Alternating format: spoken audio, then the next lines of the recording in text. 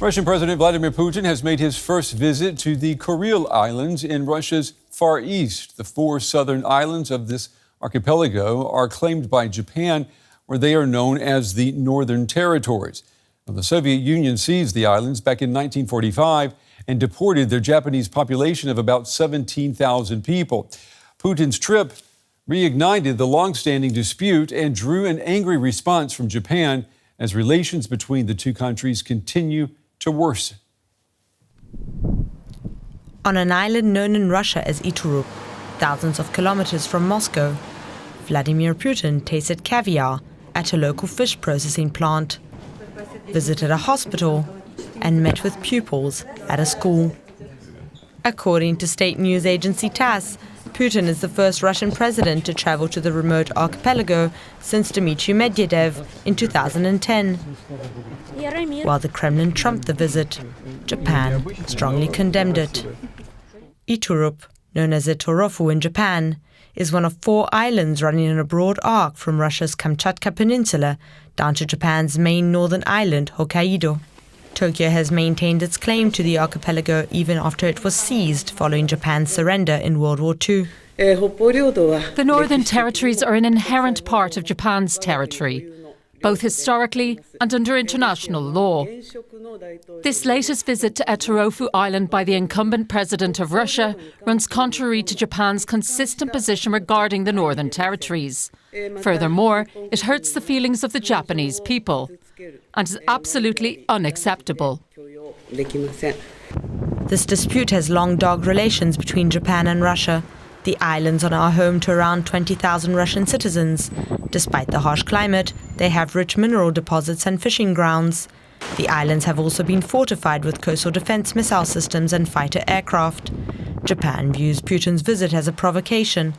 Ties between the two nations worsened after Japan joined countries sanctioning Russia for its full-scale invasion of Ukraine.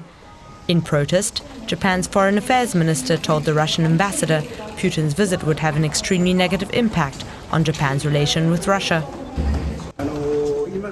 We summoned the Russian ambassador to the foreign ministry, and we strongly protested Russian President Putin's visit to Etorofu Island.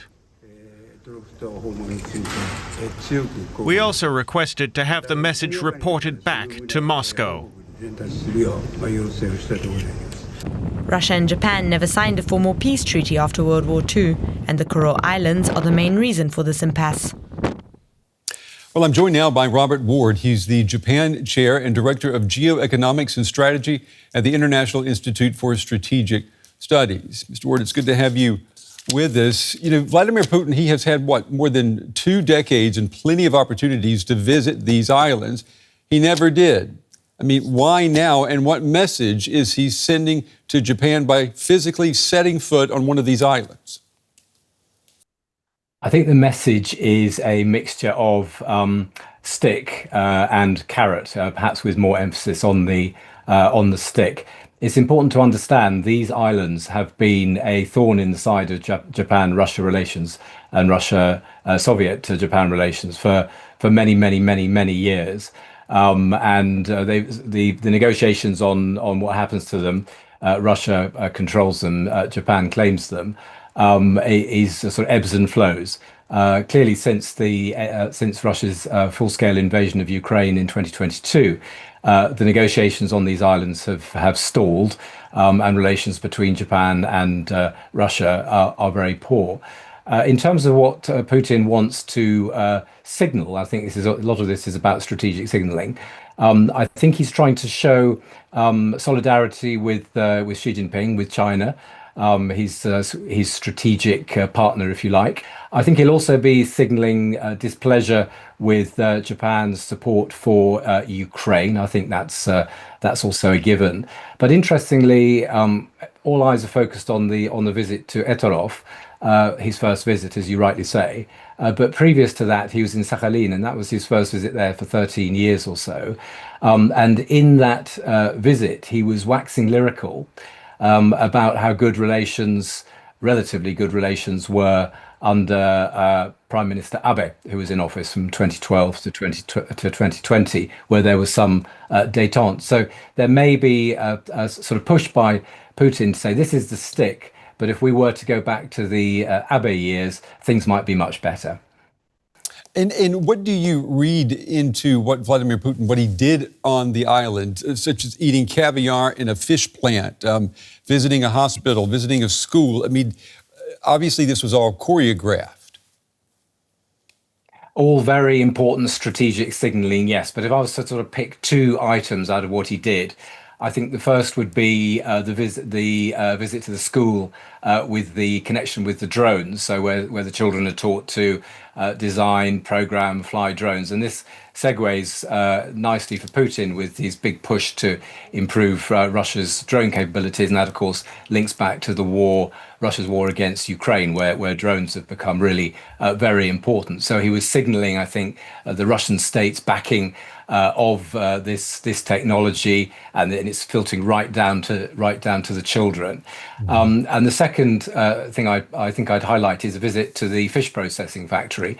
This part of the world is remote for many of us, but it is really rich in natural resources, for example, fish. So I think he was sort of signaling again the importance of the region for obviously militarily, but also in economic terms.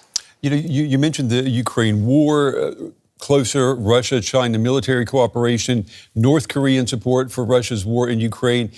Is he testing Japan's alignment with the West here?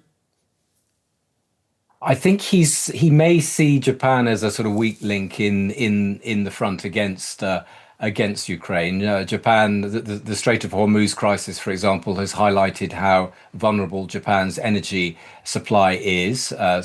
Japan gets most of its energy from the Middle East. So there are concerns in Tokyo about energy security, for example, and Japan still imports some gas from Russia, for example.